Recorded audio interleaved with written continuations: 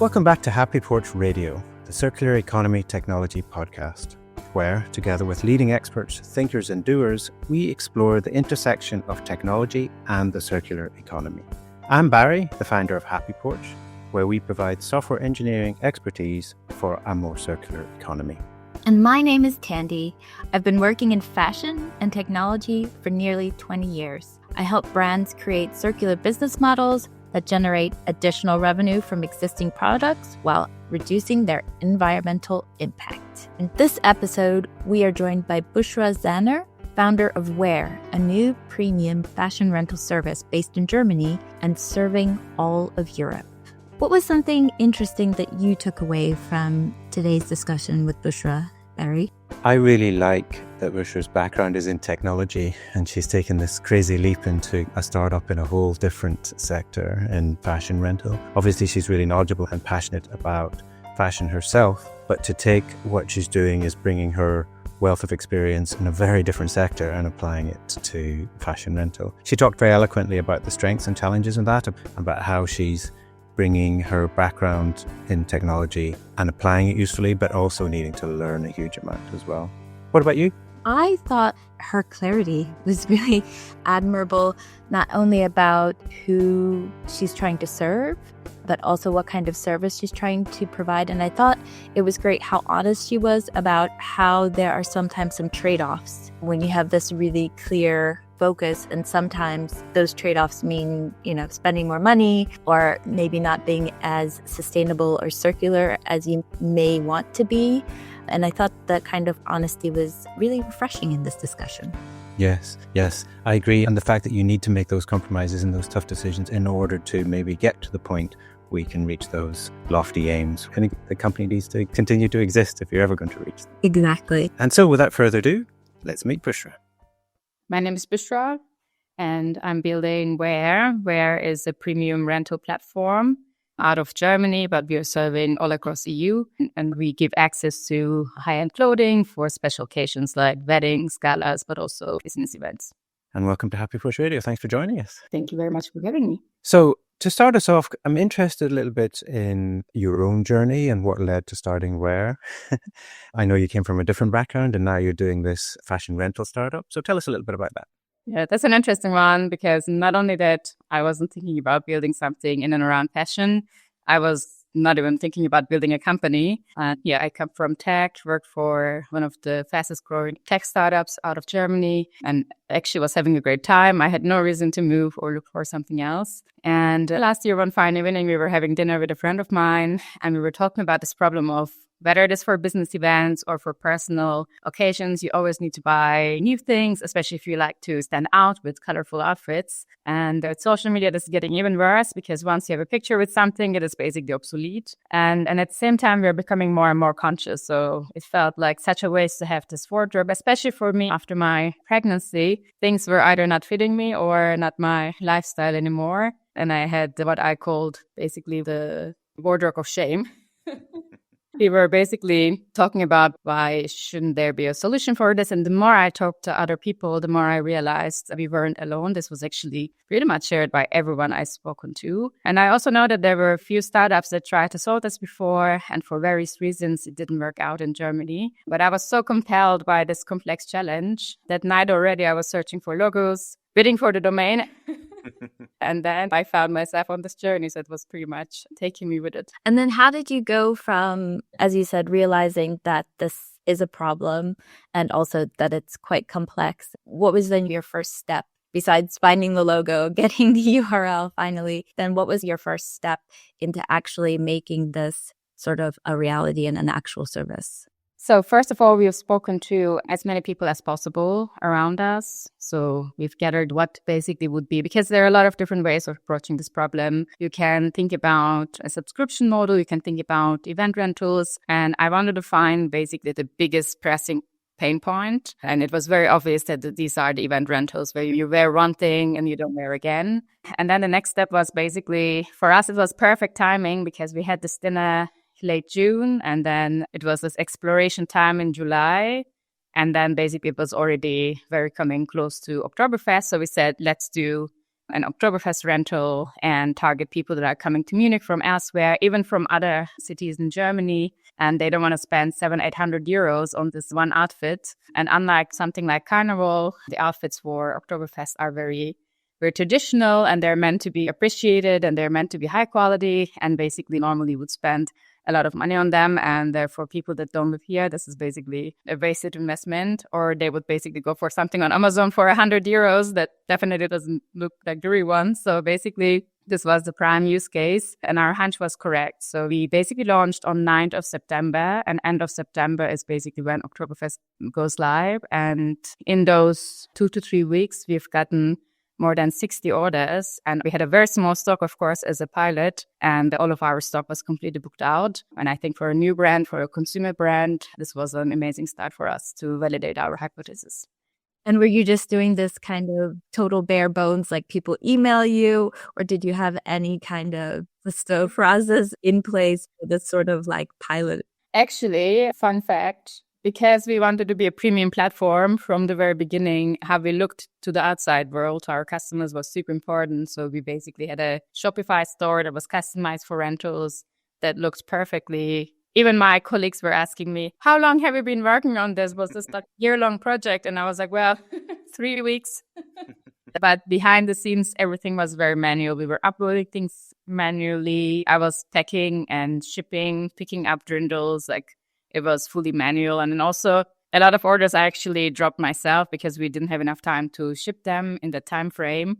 And I also picked them up by myself, brought it to dry cleaning. And I was actually working at the same time. I was taking time off just to deliver orders. And this was a pretty hectic time.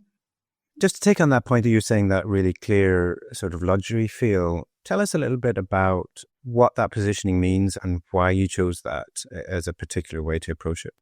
Of course, I might also be a little bit biased from my own experiences. So women that are between ages of 25 to 45, that are working in finance and tech, that have a certain level of income, they are going to a lot of professional and also personal events. And they basically need fresh outfits all the time. And at the same time, they have a certain sense for quality and experience that they expect. And so what I realized is that when I spoke to people in my circle, none of them were really open to renting because they thought that this couldn't match the kind of experience that they were expecting. They weren't sure of the quality, etc., etc. At the same time, they had a high need. So this was perfect place for me to target, to say, hey, we are going to build a premium rental platform that is highly curated. So the pieces that we have are always from brands. It doesn't mean that they are expensive, but it means that they are high quality. And at the same time, that we basically match the premium retail experience. Everything comes in a perfect packaging. There are always really nicely written notes. They see that it's perfectly cleaned, in the perfect condition. And they don't have to care about anything else. They have the return labels sent directly to them, and then they just ship it back to us once they're done with it. And they don't have to care about anything else, and we take care of everything from there on. And I think this basically attracted the kind of customers that we have today. So these are journalists, actresses, creators, business leaders in Germany. They could actually afford these outfits, but they want to have a smarter and more conscious way. And they actually care more about the convenience, because they used to buy all of these outfits. They can wear it only once, and then they have to take it to dry cleaning, and then they have to figure out how to store it. And at some point, they also get angry about all the money that they've spent. They want to get rid of these dresses because they need more space. And there's just so much hassle connected to owning these pieces. So as soon as we really crack this niche of rental but premium, we could really attract this group very fast. You also talked about the way you built the brand and that sort of initial build with the pilot, but also using those, not just the experience and the premium feel and the way things are delivered and so on that you described, but partnering, and I'm trying to avoid using the word influencer or something like that, but the way that you promote and share the brand. Can you talk a little bit about that? Yeah, definitely. First of all, of course, my first approach was I was looking into how it works, working with creators. Few people that I reached out, and this was like pre-launch, pre-revenue, and they were quoting like 4,000, 5,000, 6,000 euros just for one post. And I was like, I will never make it anywhere with creators.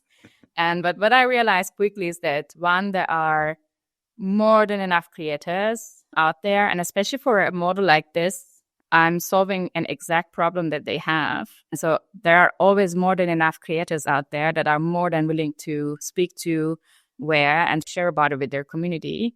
So basically, I went inside out my network to find people that are somehow connected to people that I know.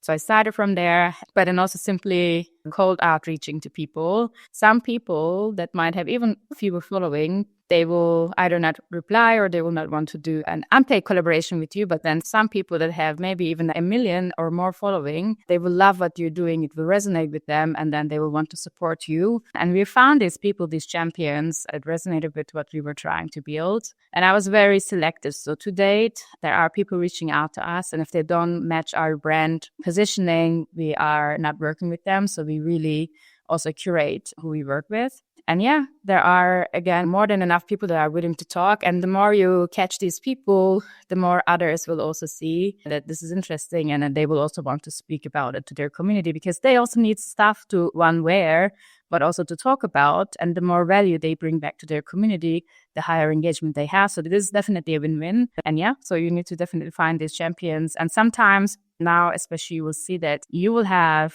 people that have 1 million following, and they will post something about you, but their following is so scattered that you will not get so much out of it. But then someone with maybe 30,000 people following will talk about you, and then suddenly, overnight, you will get hundreds of people following you. So I would also say to look for people that have perhaps less following, but fit really well into the kind of customers that you're attracting. Yeah, it sounds like one thing that's really important, and one thing that you have very a clear focus on, is your customer and their needs, and offering them not only premium product, but a premium service. And I'm wondering, how was it for you to be able to offer that? Because I'm assuming most of your rentals are done through online. How was it translating sort of a premium service as well as balancing that against maybe what technology is actually available and actually the behind the scenes processes? How are you able to balance being able to offer women, as you said, this maybe exclusive retail experience that they're used to, but also the challenges of the logistics, as you mentioned before with Oktoberfest, making sure they get things on time, that things are clean and in good order. How was it to try to balance those two things? Definitely not easy, and we're still learning a lot. So far, I'm very proud that we've gotten all of our orders on time in place. But of course, with scale, we are going to run into also roadblocks there. We've basically done anything and everything to get something to our customers on time. Yeah, and I think one thing that was very critical to us was from the very beginning, now we are switching systems, but from the very beginning, we've spoken to people that have built rental businesses before. It wasn't fashion rental per se, but people that, for example, build baby rental equipment and rentals. And then basically they have given us advice on the kind of systems to use. So a lot was manual. We also had the right systems in place to have the overview of the orders so that we can really track them and we can make sure that everything gets to on time. And plus, when it came to cost versus customer satisfaction, especially in the early stage, every experience matters. So we basically expressed this when it was necessary and didn't really mind how much it costed, just because it was much more important that this customer was happy from an acquisition costs. Because it's, again, so much more valuable that this person is delighted and they go and talk to their friends than whether or not we spend 10 euros more. And so whenever there was a slight risk that this might maybe 20% arrive late, we've just expressed it, especially early on. Now we, of course, have a lot better tracking, so we can do more standard orders as well. But basically, whenever it came to customer experience versus cost, we always prioritize customer. And basically, I'm very proud to share that with this approach, we have 4.9 CSAT and 100 NPS. And we really see it every order that we get today, every new customer. It's purely word of mouth, because we are still focusing on other parts of the business first before we go full speed on customer. And even then, it is growing day by day because people are talking to others. And one person actually wrote to me yesterday and she was like, I've heard about you from 4 different people, but now it's time for me to try it out. I'm looking to rent for this. What would you recommend? And I think that also shows that this is really paying off. Fascinating. One question I had when you were talking about solving all those customer needs, from a circularity and sustainability point of view, How do you fit that messaging? Is that an important part of the story you're telling, or are you saying that's just a nice to have, sort of an addition? So for us, circularity is, of course, at the center. And for me, one thing that I haven't realized before starting is how meaningful it would be also for me to see my dresses on other people, the things that I was sick of after wearing 2 times, and seeing it on other people. And these pieces having a life and making new stories. There was, for example, one gown that, in 1 month traveled definitely more than me. It was at a doctor's ball in Vienna, then made it to a film festival in London, and then was in Berlin for the Bundespressball here, which is basically the media ball. And seeing all these very impressive women wearing the same gown and this basically circulating in that space was super inspiring. At the same time, I also know that sustainability, of course, everything that we do, this is definitely also a consideration in how we're packaging, etc. We're already working on also building a reusable packaging for us to really mesh that experience. But again, when it comes to thinking between customer experience versus sustainability, like in the case of, for example, Express, we definitely prioritize customer experience because of simply the kind of people that we're targeting, because they have an event. They rented something for 4 days. They have to wear it in that time. It has to get to them on that time. And this is so much more important. And of course, we are making up in other ways by either donating or choosing basically greener options, or in our logistics partner, making sure that basically a part of the cost is also spent back into the green. But again, like when it comes to choosing between the two, we make sure that the customer gets the order on time. I don't know if this makes sense. It does make complete sense. Like you say, that's the real core offering, and you need the business to survive. And what's fascinating to me is this is something that's come up so much in all of our conversation about circularity for years across the podcast, is how the experience like circular needs to feel as good as buying new in order for us to make this shift towards moving away from ownership to other models. Exactly. We all love talking about sustainability, but also as someone who has sold sustainable solutions to enterprises before as part of my job, I know that we all aspire to it. When it comes to paying for it, it's not as present. So for us, therefore, it was very important that we really targeted the convenience part, etc. And this was a really nice outcome. And as we grow, of course, we are working on each of our processes to make sure that we can become more and more sustainable along the way. But as I mentioned, customer experience at all times comes first. So just to change tack slightly and go back to what you were saying about the technology and you coming from a tech background. So 2-part question. One is, how has your sort of background and your technology experience affected the way you approach this startup? And can you also talk a little bit about what that means in terms of what you're starting to build, the tech stack that you're looking to implement, and not just now, but maybe what that might look like in the future? It's the pros and cons. So pros would be that I don't come from fashion background, and that also means that I come here with completely fresh lenses. So that's perfect place to be to disrupt that industry. And at the same time, of course, it took me also a lot of time to adjust, even the way I spoke to people, because I'm used to speaking to decision makers at enterprises to sell large scale licenses. And those multi-million-dollar conversations go very differently than when I'm trying to sell a rental for €9. And that is a very different world. And one funny example would be that I used to reach out to some of the creators and be like, hey, we are going to transform the way we experience fashion, and write like a huge paragraph. And nobody responded to me because they must have read it and they were like, what is she speaking about? Like, on what earth is this like making sense? I didn't resonate with them at all, most likely. And then I started texting people like, hey, I love this outfit. Next time, maybe you rent from Wearr. We would love to see you in one of our pieces. And then suddenly I got, I think, responses like at every time. And so that was a huge adjustment. But at the same time, I would say there's a huge opportunity, especially now with the latest developments, to use this tech lenses to build a rental business that can be highly profitable. Because from day one, we really cared about the kind of data we collect and how we make use of that data.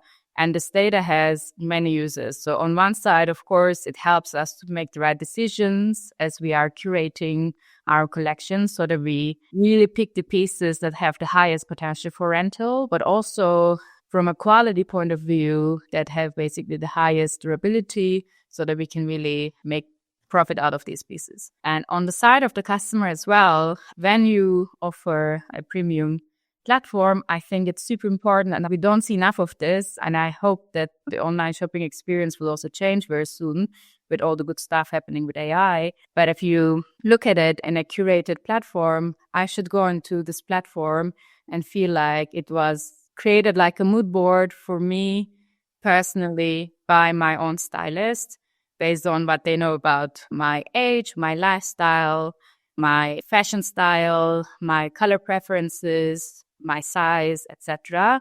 So that from the time of me going on Wearr until I leave is like a seamless experience. So I tell you, hey, I have this event, and basically I get exactly what I need right away. And now we don't have as many accessories, for example, but my dream would be that we also have more accessories, more bags, etc. So you can really curate entire looks to rent, and basically don't even need to think about how to put it together. And I think there as well, data is going to be highly important. So it doesn't feel like a lot of these secondhand platforms, etc. It feels like a marketplace, and you need to sort through. And I know some people take a lot of excitement out of this, but for example, I hate it. And I know a lot of people that hate it. And so for those people, it will be very important that they can make their decisions as fast as possible and get like the perfect look. And I think on the third side as well, from our internal operations, like rentals historically have been very resource intensive because you need to list pieces. Listings often didn't have good quality descriptions, size fit notes, etc. It looked very messy. The conversions weren't correct. And then you need to basically also photograph these items as well, of course, as part of listing process. And then you rent it out, you manage your orders to get everything on time. And then you also need to manage the returns and make sure basically the piece goes through a quality check, etc., etc.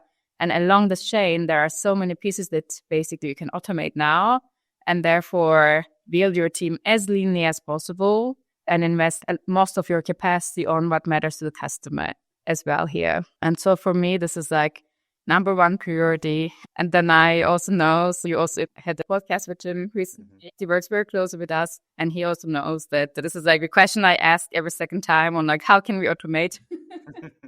And so on. So I think it's going to be very important. And now with all the good tech, I think there's just so much space there with also the size recommendations, for example, which has been historically a big pain point for rentals. We talked a little bit about business models, how they're different, there's subscription and different things. I don't think we actually went into exactly your business model and exactly where you're getting your products from. So we have different sources, and this is mainly coming from the fact that we are still figuring it out. It has been less than a year. So I'm chasing different sources to figure out also what the most efficient and the best channels for us are.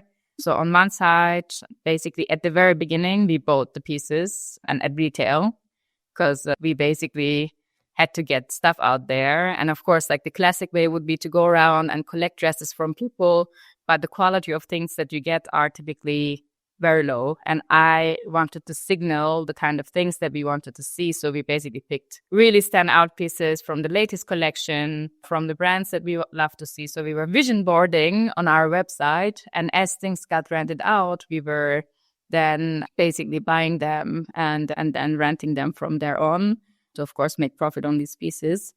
And then the second biggest channel right now is private lenders. There are a lot of people, of course, with extensive wardrobes, and that they ship us their pieces. And basically we take care of everything for them, and then we share the earnings. This is, of course, highly cost efficient and also really near and dear to my heart, because these pieces are already owned by someone and they are not used. So they're sitting somewhere and we make use of them. So, of course, this is also just personally a channel that I love.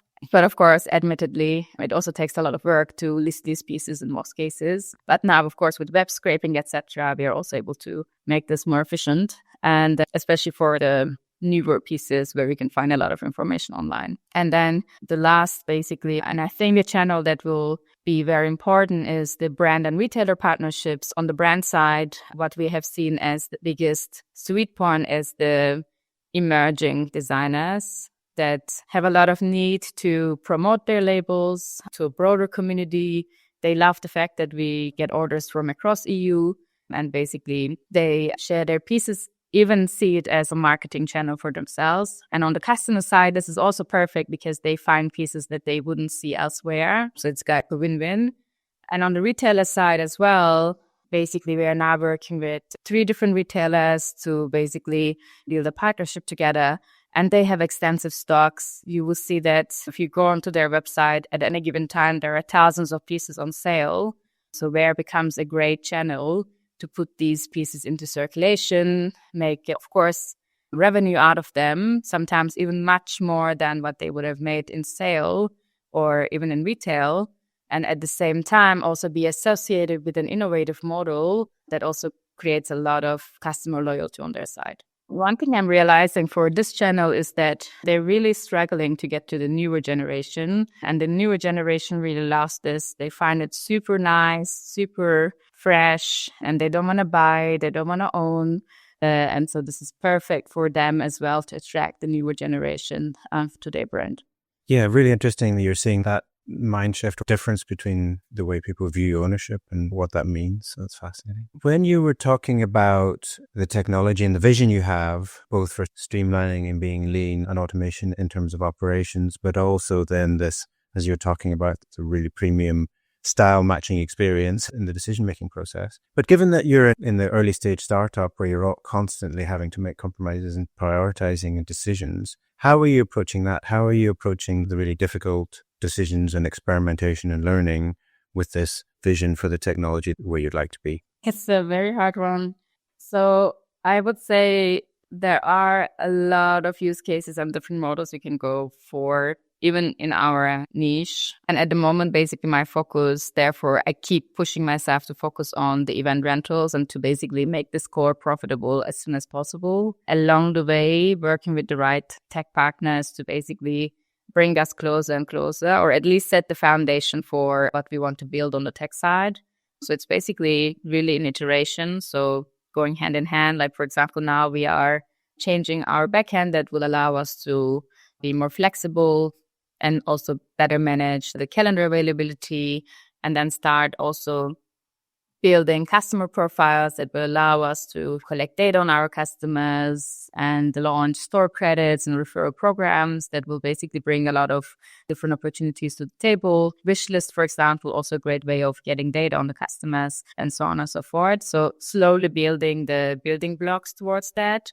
And then on the other side, really pushing myself to focus on one use case. For example, a lot of our customers ask for like Wearr subscription. And I know it can be an amazing offering and a lot of people will love it. And you can make definitely a lot of profit over it because you're, again, like targeting a premium segment there. And also, of course, like we could pilot it in a way that we also basically can turn around the same items even more because we will have more control over styling, etc. But if I know for a fact that if I want to go for this, I need different kind of brands, different kind of pieces, and it's going to be a distraction both on our time as a team, as a very small team, and at the same time on our capital. For that reason, constantly pushing myself to stay focused on the event rentals and to build partnerships here and to make this profitable. And once that is profitable, then moving into newer use cases and experiments. Because this is working, right? I think if something isn't working, then it's okay to tweak around and iterate.